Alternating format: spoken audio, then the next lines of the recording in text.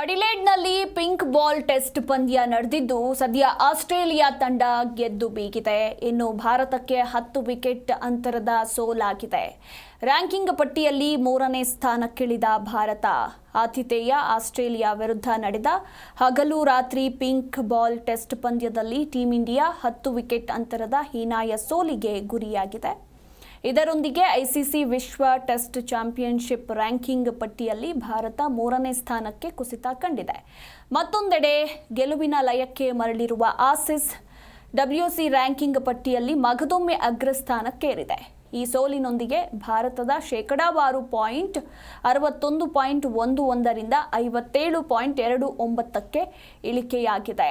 ಇನ್ನು ಅಗ್ರಸ್ಥಾನದಲ್ಲಿರುವ ಆಸ್ಟ್ರೇಲಿಯಾ 60.71 ಮತ್ತು 2ನೇ ಸ್ಥಾನದಲ್ಲಿರುವ ದಕ್ಷಿಣ ಆಫ್ರಿಕಾ 59.26 ಶೇಕಡಾವಾರು ಪಾಯಿಂಟ್ ಹೊಂದಿದೆ.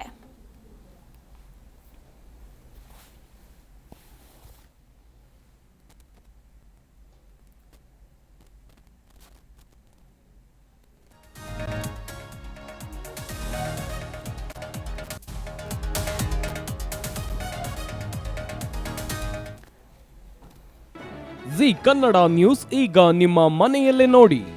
ಎಲ್ಲ ಕೇಬಲ್ಗಳಲ್ಲಿ ಈಗ ಲಭ್ಯ.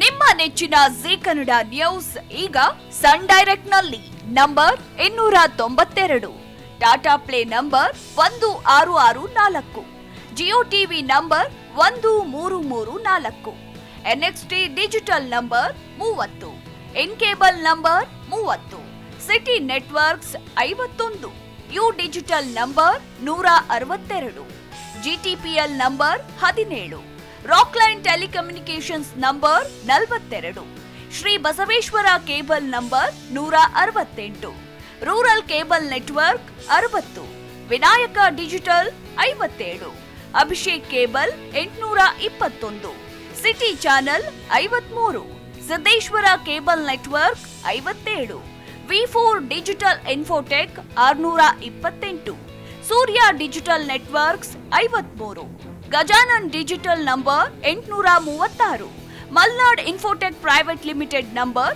56, Metrocast number 830, Victory Digital number 167ರಲ್ಲಿ ನೋಡಿ ಆನಂದಿಸಿ.